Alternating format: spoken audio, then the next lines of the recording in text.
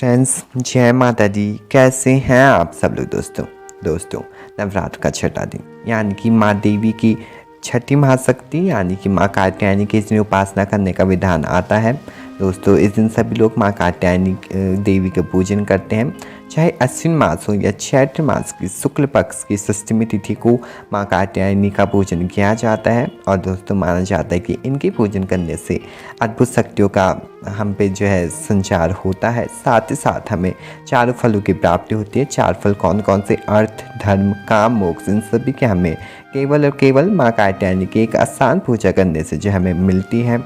और दोस्तों, जिन लोगों को भी शादी विवाह में विलंब आ रहा है, उन्हें इस दिन माँ कात्यायनी की उपासना अवश्य रूप से करना चाहिए, जिससे उनको हर मनोवांछित वर की प्राप्ति होती है और माता की कृपा से उनके सारे शीघ्र अतिशीघ्र होती है। माँ कात्यायनी का रूप अत्यंत ही चमकीला है। इनकी चार भुजाएं हैं। माता जी के दाहिनी तरफ का ऊपर वाला हाथ अभय मुद्रा में तथा नीचे वाला वर मुद्रा में है। बाएं तरफ के ऊपर वाले हाथ में तलवार और नीचे वाले हाथ में कमल पुष्प सुशोभित है। इनका वाहन सिंह है और ये हमेशा युद्ध के लिए तत्पर रहती है और युद्ध मुद्रा में हमेशा ये रहती हैं। तो जैसे कि एक बार एक कट नामक एक प्रसिद्ध महर्षि थे। उनके पुत्र ऋषि कात्य हुए। इन्हीं कात्य के गोत्र में विश्व प्रसिद्ध महर्षि कात्यायन की उत्पत्ति हुई। इन्होंने भगवती परामर्ता की उपासना करते हुए बहुत वर्षों तक बड़ी कठिन तपस्या की थी। उनकी इच्छा थी कि माँ भगवती उनके घर में पुत्री के रूप में जन्म दिए। माँ भगवती ने उनकी यह प्रार्थना स्वीकार की। फिर कुछ समय पश्चात जब दानव महिषासुर का अत्याचार पृथ्वी पर बढ़ गया, तब ब्रह्मा, विष्णु, महेश तीनों ने अपने अपने तेज का अंश देकर महिषासुर के विनाश के लिए एक देवी की उत्पत्ति की। कात्यायन ने सर्वप्रथम माँ कात्यायनी का पूजन किया। इसी कारण से इन्हें कात्यायनी नाम से जाना गया। और दोस्तों, वहीं एक दूसरी कथा भी मिलती है। कात्यायनी ने महर्षि कात्यायन के महापुत्री के रूप में उत्पन्न किए।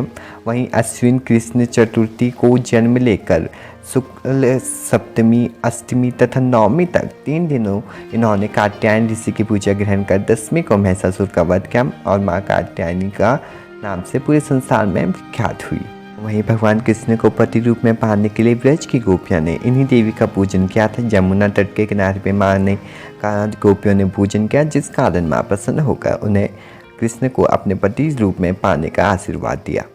हमें नॉर्मल रोज की तरह हमें सुबह सवेरे स्नान करके हमें पूजन कर लेना चाहिए। अगर आप गोधूली बेला में अगर आप माँ का पूजन कर सकते हैं तो बहुत बढ़िया, वरना आप सुबह भी माँ का आप पूजन करें। सर्वप्रथम कलश का पूजन करें, नवग्रह षोडश मातृका माँ का पूजन करें, रोली चंदन से आप टीकन करें। माँ को लाल रंग अत्यंत पसंद है, तो जहाँ माँ का लाल चुनरी पहनाएं, लाल पुष्प से माँ का श्रृंगार करें। ऐसा आपको करना चाहिए। बाद हाथ में थोड़े से गेंदे के फूल या फिर गुड़हल या फिर कोई भी लाल पुष्प आपको ले लेना चाहिए। उसके बाद आपको माँ का ध्यान करना चाहिए। ध्यान आप कैसे करेंगे? हाथ में थोड़ा सा, जैसे मैं बोला, फूल, थोड़ा सा जल अक्षत आपको लेना चाहिए। उसके बाद ध्यान करें। ध्यान मंत्र है क्लीं श्रीं त्रिनेत्राय नमः, या देवी सर्वभूतेषु माँ कात्यायनी रूपेण संस्थिता, नमस्तस्यै नमस्तस्यै नमस्तस्यै नमो नमः। आप ऐसा करके आप ध्यान कर सकते हैं। या फिर आप सिर्फ या देवी सर्वभूतेषु माँ कात्यायनी रूपेण संस्थिता, नमस्तस्यै नमस्तस्यै नमस्तस्यै नमो नमः, ऐसा करके करें। अगर आपको कोई भी मंत्र नहीं आता है, मन इच्छा नहीं है बोलने की, तो आप सिर्फ जय माँ कात्यायनी, जय माँ कात्यायनी ऐसा करके भी आप माँ का ध्यान कर सकते हैं। दोस्तों, माँ की पूजा करने से इस दिन हमारा मन आज्ञा चक्र में स्थित होता है। आज्ञा चक्र हमारे कहाँ होता है? जो आईब्रोज, फोरहेड के नीचे यानी कि आईब्रोड के वहाँ पे हम आज्ञा चक्र को मानते हैं। ऐसा यहाँ पे आज्ञा चक्र होता है। योग साधना से इस आज्ञा चक्र का अत्यंत महत्वपूर्ण स्थान माना गया है। दोस्तों, ये आज्ञा चक्र है जो हमारे नीचे चक्र को भी कंट्रोल करता है। इसलिए आज्ञा चक्र काफ़ी विशेष माना जाता है। माना जाता है कि इस चक्र में स्थित मन वाला साधक माँ कात्यायनी के चरणों में अपना सर्वप्रथम निवेदन कर देता है तथा परिपूर्ण आत्मदान करने वाले ऐसे भक्तों को सहज भाव से माँ के दर्शन प्राप्त होते हैं। और इस आज्ञा चक्र से कारण हमारी जो बुद्धि है, हमारा जो तन है, वो शुद्ध रहता है। साथ ही साथ माँ की कृपा से हम हमेशा हंसते और खिलखिलाते रहते हैं। और दोस्तों, आज्ञा चक्र का मूल मंत्र क्या है? यानी कि मूल अक्षर है हंग और संग। तो इसलिए हमें, जैसे मैं बोलता हूँ कि हमें हर दिन मैंने आपको बताया कि कौन से मूल शब्द से आपको कौन सा जप करना चाहिए। तो आप कैसे करेंगे? हंग हंग, या फिर आप बोल सकते हैं संग संग। वैसे तो इसका कोई मूल अक्षर नहीं है, लेकिन ये मूल अक्षर माना जाता है। आप चाहे तो ऐसा कर सकते हैं, वरना अगर ये नहीं तो आप नॉर्मली आप ओम ओम ऐसा करके भी आप कर सकते हैं, क्योंकि ये बुद्धि से जो है इस चक्र का निवेदन रहता है। इससे जो है नीचे चक्र से इससे जो है कोई मतलब नहीं है। इस प्रकार इसका भी कोई एक मूल अक्षर नहीं है। तो आप सिर्फ ओम ऐसा करके भी आप दिन भर में जो है इस चक्र को आप जागृत कर माँ कात्यायनी का आप पूजन कर सकते हैं।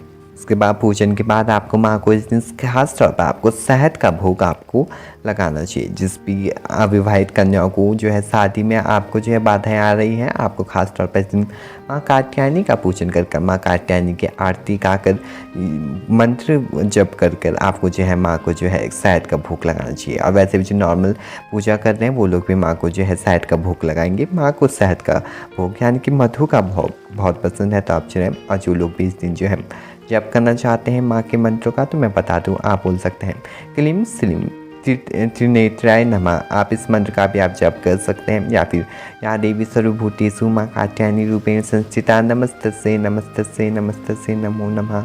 आप इस मंत्र का भी आप जप कर सकते हैं। ऐम ह्लीम क्लीम कात्यायनी नमः। आप इस मंत्र का भी आप जप कर सकते हैं। अगर आप जप नहीं करना चाहते हैं तो आप नॉर्मल जय माँ कात्यायनी करके भी आप जप को पूर्ण आप कर सकते हैं। को भी शादी विवाह में जो अर्चना आ रही है, तो वो माँ का ये मूल मंत्र यानी कि एक विशेष मंत्र आप बोल सकते हैं। आप इसका जप करें 3, 5, 11, 21 बार आप कर सकते हैं। वो मंत्र है ओम कात्यायनी महामाये महायोगिनी धीरसी दंडा को पशुतम देवी पश्चिम में करुते नमः। आप इस मंत्र का आप जप कर सकते हैं। या फिर आप नॉर्मली ओम ऐं ह्रीं क्लीं कात्यायनी नमः आप इस मंत्र का भी आप 108 बार जप करेंगे तो आपकी जितनी भी बाधाएं हैं शादी आदि सिर्फ शादी आपकी होगी। तो love you all friends, I hope कि आपको आज की वीडियो अच्छी लगी होगी। आज हमने बात की कि आखिर माँ कात्यायनी देवी का क्या वो मंत्र है, क्या विशेष रंग है, साथ ही साथ कौन सा चक्र माँ की उपासना से आता है, साथ ही साथ वो कौन सा रंग का पुष्प है, क्या भोग हमें इस दिन चढ़ाना चाहिए माँ को, और क्या वो माँ की पूजन की जो है विधि है। ये सब चीज़ें मैंने आज आपको बताई। तो आई होप कि आपको आज की वीडियो अच्छी लगी हो। अगर वीडियो अच्छी लगे तो चैनल को सब्सक्राइब करें, वीडियो को लाइक करें, और हाँ ज़्यादा से ज़्यादा लोगों तक शेयर करना ना भूलें, ताकि और लोग भी इस वीडियो का फ़ायदा उठा सकें। लव यू ऑल फ्रेंड्स, सब आपसे मिलेंगे नेक्स्ट वीडियो में। तब तक के लिए अपना ध्यान रखें, हंसते रहें, खिलखिलाते रहें, मुस्कुराते रहें। लव यू ऑल फ्रेंड्स, मिलेंगे नेक्स्ट वीडियो में। तब तक के लिए बाय बाय।